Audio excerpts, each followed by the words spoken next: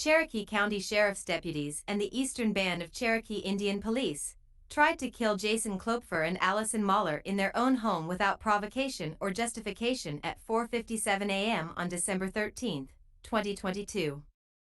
Jason and Ali have their own independent video footage that shows the officers illegally shot at both of them and then lied to frame Jason. They tried to cover it up. Without that independent video footage, these officers would have gotten away with it. Around 11 p.m. on December 12, 2022, a neighbor calls 911 and reports hearing noises from Jason's home. She claims she has video proof to support her complaints. Around 11:17 p.m., 3 Cherokee County Sheriff deputies enter Jason and Ali's property. The deputies do not bother to even ask her to see it. The deputies fail to investigate the neighbor's allegations for hours. She has no proof. When they arrive, these deputies grab assault rifles and patrol the yard. They see no signs of any ongoing or past criminal activity. The lights are off. The blinds are pulled down. They cannot see inside. Nobody comes outside. They have no idea if Jason and Ali are home. Jason and Ali sleep through the night, inside their home. The deputies prop up a ladder and peep into the garage. They try looking through windows of the home and test the doors. They have no basis to remain there after a few minutes. Instead of leaving immediately when they have no legal authority to trespass, they inexplicably escalate the situation, patrolling the yard with long guns for hours. Despite seeing no evidence of crimes, they fabricate baseless stories of hostages and standoffs. They call their leadership and relay these stories. When Sheriff Smith and his leadership team hear about his deputies loitering in Jason and Ali's yard without permission, they do not order them to leave. Instead, they double down on the errors and call the Eastern Band of Cherokee Indian SWAT team to leave the reservation and occupy Jason and Ali's property in Cherokee County. Internal communications confirm that they have no idea if there is a hostage or barricaded subject situation. Over the next 4 hours, midnight to 4 a.m., several other deputies, including most of the leadership, join the original 3 deputies in the yard as Jason and Ali sleep inside. If they really think Jason hurt Ali, they should find her immediately and get her medical attention. The video shows that they take no action to find Ali and ensure that she is not hurt or bleeding to death. Finally, around 2 a.m., the first deputy on the scene walks the approximately 5 minutes it takes to go speak to the neighbor to try to verify her report. The neighbor shows him video footage that does not support her allegations she made to 911. At that point, the sheriff's department knows that the neighbor has no proof. Her original claims are false. As soon as the officers know that the neighbor's allegations are false, all the officers should immediately leave. While their siege was inappropriate, actually unlawful, up to that point, at least nobody has illegally shot at Jason and Ali by then. The story should end here with no lasting harm. Instead of fixing the mistakes, after learning the neighbor's claims are devoid of the proof the neighbor claims, Lieutenant Teasdale presents the original, now disproved, allegations to a magistrate. Lieutenant Teasdale swears an oath saying the neighbor's story is true and video evidence exists to prove it. That is false. Lieutenant Teasdale is at the sheriff's department in Murphy. He never visits the scene or speaks to the neighbor. He never even speaks with the deputy who views her video. Based on this false information, provided under oath by Lieutenant Teasdale, who has not verified the truth, the magistrate issues a search warrant at 2:14 a.m. As the EBCI SWAT team assembles in the Cherokee County Sheriff's Office around 3 a.m., Lieutenant Teasdale briefs them about the situation. The sheriff participates, too. They describe Jason as having mental health problems. No law enforcement officer has so much as spoken to either Jason or Ali at this point. They do not even know if Jason and Ali are home. Yet they prime the SWAT team for an attack. Around 4 a.m., the sheriff and Lieutenant Teasdale ride out to the scene with the SWAT team in an armored vehicle. Shortly after arriving, the SWAT team illegally breaks into Jason and Ali's home, without knocking or announcing or seeking permission, and throws a robot drone inside. That drone provides real-time, streaming audio and video footage to the SWAT team outside. The drone rolls around for a few minutes, shining a light and streaming footage to the SWAT team from inside the home. Then the drone rolls towards the bedroom, waking up Jason and Ali.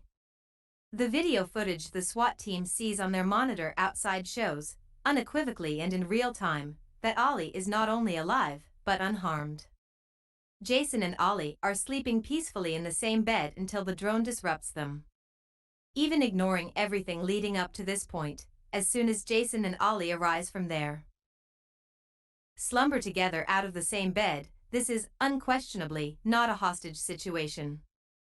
A couple sleeping together in their own bed in their own home at 4:57 a.m. is not a crime.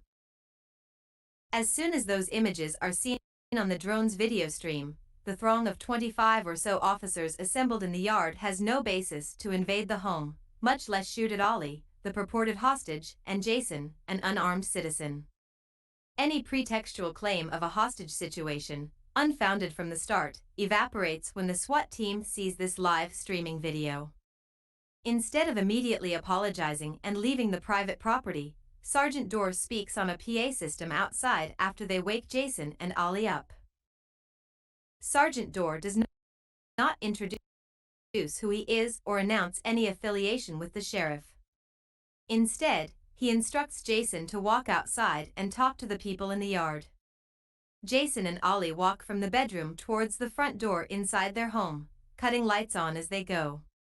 Jason picks up the drone in his right hand when he gets near it. He expresses confusion about what it is. It is not his and should not be in his home.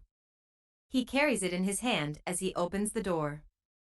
The drone sends a live stream of video footage and the SWAT team watches the video monitor outside as Jason picks up the drone and walks to the front door inside his home. The SWAT team members wear intercom devices on their helmets. They use the intercom to talk with each other during the raid. Jason opens the front door, walks out, and holds both hands up in the air above his head, as instructed. The SWAT team knows that Jason does not have a gun in his hands when he opens the front door because they see Jason holding the drone as they watch the streaming video and talk to each other on their intercom. The SWAT team also see he does not have a gun because he is directly in front of them with his hands held up in the air. Despite knowing all of this, about 4 seconds later, after Jason walks out with his hands held high in the air above his head, at least 3, and possibly more, SWAT team members open fire on Jason. The SWAT team fires at least 12, maybe more, bullets from their assault rifles from about 65 to 80 feet away. These bullets rip through the occupied home with reckless abandon, slamming through walls and curtains to the back of the bedroom. At least one EBCI SWAT team member admits that Jason did not have a gun in his hands when they opened fire on Ali and Jason. At least 2 bullets slash through Jason's body, tearing through his chest and his left arm. Jason collapses in pain and confusion, falling back into Ali, who stands directly behind him. Bullets hiss past Ali's head and body, even after Jason collapses to the ground. The SWAT team claims that they think Ali is a hostage, yet they shoot at her, too, missing by mere inches. The SWAT team rushes the home as Ali cowers near the door with her hands up, protecting Jason with her body, begging them not to shoot her or Jason anymore. The SWAT team steps over Jason in the doorway as he lays gasping and crying out. Jason asks them repeatedly, "Why did you shoot me? I don't have a gun." They do not answer. The SWAT team pushes into the house and bedroom looking for any excuse to justify their onslaught. They find nothing to excuse their unprovoked, illegal use of deadly force. Miraculously, Jason survives the ambush. After poking around Jason and Ali's home as Jason bleeds on the ground in the doorway, the SWAT team finally renders him aid. One of them grabs Jason's arm and drags him on his back down the plank to the cold ground. They arrest Ali, the alleged victim, handcuff her, and force her to march away and sit in the back of a patrol car in the cold without proper clothing. Ali worries Jason is dying, but they block her from offering him comfort and care. She has no idea what happens to Jason for hours. After the shooting, the sheriff finally walks up from lurking off in the shadows.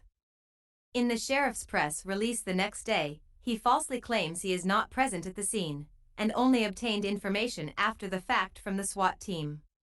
He also falsely accuses Jason of arguing with the officers, in an attempt to rationalize the illegal shooting. Only later, after Jason's video footage from inside his home proves the truth, does the sheriff recant his original, false story in which he blames Jason. The officers on the scene eventually call EMS to provide medical care to Jason. After delays, EMS drives Jason to a Tennessee hospital for treatment. The bullets lacerate his liver, cut through his stomach and the lining of his heart, crack ribs, and scatter shrapnel in his chest. He requires immediate trauma surgery, almost dies, and spends several days in the hospital for more treatment. Ali remains in the sheriff's custody for hours. They remove her from her home to the sheriff's office, in custody as if she is under arrest. They do not provide her with any information about Jason, leaving her to fear that he is dead. Hours later, they take her back to the property, but refuse to give her access to her home or her things inside. She only gets her phone to check on Jason after several hours pass. Even though it is obvious after the shooting that Jason has not committed any crimes, 2 different deputies swear out 2 arrest warrants for Jason a few hours after they try to kill him. These 2 deputies provide demonstrably false information to the magistrate to obtain these arrest warrants. When Jason leaves the hospital days later, the sheriff forces him to go to the jail and arrests Jason on those warrants. On January 18, 2023, Jason releases the video from inside his home. This video proves indisputably that he and Ali did nothing wrong leading up to the surprise attack on his front steps.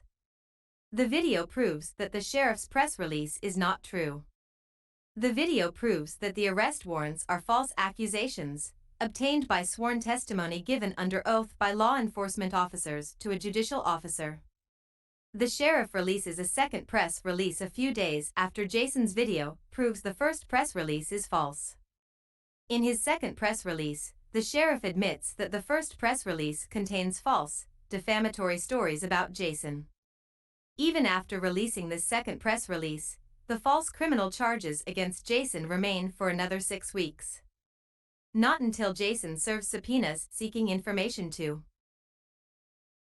expose the cover-up do they finally dismiss the false charges against him. Neither the sheriff nor the EBCI have taken required actions to appropriately investigate the shooting and other illegal actions by the officers under their control. No internal reprimand or suspension, or even just policy changes or retraining, has occurred in either agency related to these officers' illegal actions. No criminal charges have been brought against any of the officers related to their illegal actions. The ongoing cover-up continues to occur right now. Jason and Ali's lives are forever upended by these events. They live in fear that the powerful government forces will finish the job and murder them to complete the cover-up. The physical scars on Jason's body are obvious, but the mental and emotional scars cut even deeper and have not begun to heal.